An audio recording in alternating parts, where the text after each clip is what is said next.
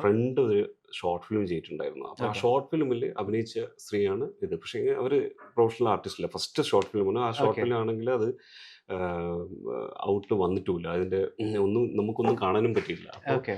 അതിൻ്റെ ഓൺലി ഒരു ഫോട്ടോ മാത്രം, ആ ക്യാരക്ടറിൻ്റെ ഔട്ട്ലുക്കിലെ ഒരു ഫോട്ടോ മാത്രം, ഡ്രസ്സിലിട്ടില്ല. അതിൽ കണ്ടപ്പം തന്നെ എനിക്ക് മനസ്സിലായി, ഓക്കെ, ഇതാണ് നമ്മൾ പ്രാർത്ഥിച്ച ക്യാരക്ടർ എന്നുള്ളത് അല്ലേ? ക്യാരക്ടർ.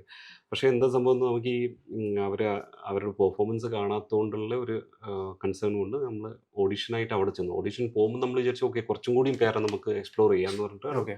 ഇങ്ങനെ ജിതിൻ എന്ന് പറഞ്ഞ നമ്മുടെ ഒരു കേണൽ, അപ്പം മൂപ്പരെ ഈ ആർമി ക്യാമ്പിൽ ഒരു ഓഡിഷൻ വെച്ചു. അത് നല്ലൊരു യാത്രയായിരുന്നു. നമ്മൾ ഓക്കെ. മണിപ്പൂർ, നാഗാലാൻഡ്, മേഘാലയ ഇങ്ങനെ പോയിട്ട് അവിടെ നിന്നുള്ള കുറേ ആൾക്കാർ. പക്ഷേ അവിടുത്തെ പ്രശ്നം എന്ന് പറഞ്ഞാൽ ലാംഗ്വേജസ് ആണ്. ലാംഗ്വേജ് ഇപ്പോൾ നാഗാലാൻഡിൽ ഇംഗ്ലീഷ് ഒഫീഷ്യൽ മഹാരാഷ്ട്ര. ലാംഗ്വേജാണ്. ഓക്കെ. ബാക്കിയുള്ള എല്ലാ ഇടത്തുനിന്ന് പറഞ്ഞാൽ ഈ എന്താ പറയുക, ട്രൈബൽ ലാംഗ്വേജ് ആണ്. അപ്പോൾ അവർക്ക് വേറെ ഒന്നും അറിയില്ല, നാഗാസിന്. ഹിന്ദിയും അറിയില്ല.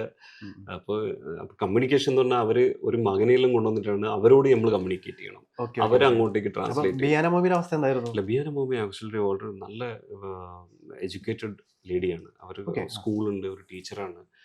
അപ്പോൾ അവർക്ക് ഈസി ആയിരുന്നു. അപ്പോൾ ലാസ്റ്റ് ആയിരുന്നു ബിയാന മോമിനെ നമ്മൾ ഫിക്സ് ചെയ്യുന്നത്. ഫിക്സ് ചെയ്യുന്നത്.